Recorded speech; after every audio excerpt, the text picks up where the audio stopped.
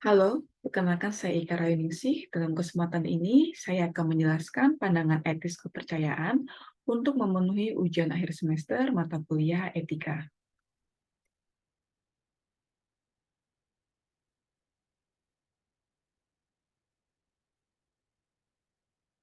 Dalam video Ethical Dilemma, Who Should You Believe?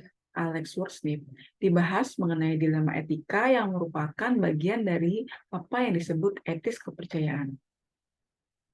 Studi kasus ini menjelaskan bagaimana kita bisa membentuk kepercayaan dan memiliki kewajiban etis untuk meyakini hal-hal tertentu. Hal ini terkait dengan apa yang mesti kita yakini sebagai suatu kebenaran, di mana mempercayai sesuatu berarti menganggapnya benar. Kasus yang dibahas dalam video ini adalah ketika kita dihadapkan akan dilema mengenai pasangan kita yang sehari-harinya bersikap lembut dan penyayang. Di suatu waktu, tiba-tiba dia ditangkap oleh polisi atas tuduhan pembunuhan dengan bukti terdapat sidik jarinya yang membekas di barang bukti. Namun, pasangan kita bersikeras mengatakan bahwa ia tidak bersalah dan memohon kita untuk percaya padanya. Pandangan yang perlu kita pakai dalam menelaah kasus ini adalah etis kepercayaan. Hal ini terkait dengan apa yang mesti kita yakini sebagai suatu kebenaran, di mana mempercayai sesuatu berarti menganggapnya benar. Faktor yang dipertimbangkan dalam suatu kepercayaan ini adalah bukti. Bukti adalah segala informasi yang membantu kita menentukan kebenaran. Beberapa filsuf berkesimpulan bahwa bukti adalah satu-satunya hal yang bisa kita yakini. Pandangan ini disebut juga sebagai pembuktian. Dalam kasus yang diangkat dalam video ini, sekalipun pasangan kita menjadi terdakwa, kita harus mempertimbangkan bukti dari sudut pandang yang netral, objektif, serta tidak memihak.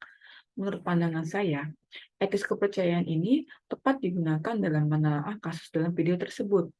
Penting untuk kita percaya pada pasangan atau orang terdekat kita. Tapi di sisi lain, penting juga untuk melihat bukti yang ada. Tapi meskipun bukti sudah ada, kita tetap perlu melihat keakuratan dan kejelasan informasi yang disajikan. Apabila kita yakin pasangan kita tidak bersalah dan menganggap bahwa bukti yang disajikan tidak benar, hal itu pun menandakan bahwa kita memiliki bukti lain yang membantah bukti yang disajikan oleh polisi. Seperti misalnya, pada saat waktu pembunuhan, ternyata kita sedang bersama dengan pasangan kita. Hal tersebut pun bisa dijadikan bukti dan dapat kita pertimbangkan untuk rasa percaya kita terhadap pasangan kita. Baik, jadi percaya pada apa yang kita yakini itu penting. Namun, ketika kita dihadapkan bukti yang menentang hal tersebut, kita perlu mengambil sikap yang netral dan objektif. Sekalipun kita percaya bahwa bukti yang ada tidak benar ataupun palsu, hal tersebut perlu berdasar pada bukti lain yang kuat. Sekian pandangan saya terkait etis kepercayaan dalam video Etika Dilema Who Should You Believe, Alex Wursnip. Mohon maaf apabila ada yang kurang berkenan dan terima kasih.